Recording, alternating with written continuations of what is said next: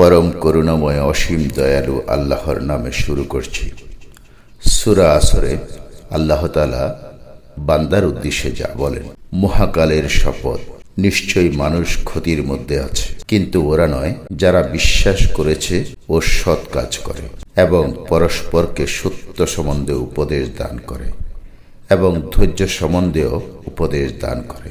সূরা হুমাজাতে আল্লাহ তাআলা আরো বলেন, দুর্যোগ প্রত্যেকেরই যে পেছনে ও সামনে লোকের নিন্দা করে, যে অর্থ জমায় ও বারবার গণনা করে, সে ধারণা করে তার অর্থ তাকে অমর করে রাখবে, কখনো না, সে নিশ্চয়ই হোতামায় নিক্ষিপ্ত হবে। তুমি কি জানো হোতামা কি? এ আল্লাহ তাআলার হুতাশন, যা হৃদয়কে গ্রাস করবে, এ ওদের পরিবেষ্টন করে রাখবে সুদীর্ঘ স্তম্ভে। আল্লাহ তাআলার পবিত্র কোরআনের মর্মবাণী অনুধাবন করে আমাদেরকে সত্যের পথে চলার তৌফিক দান করুন। আমিন সুম্মা আমিন।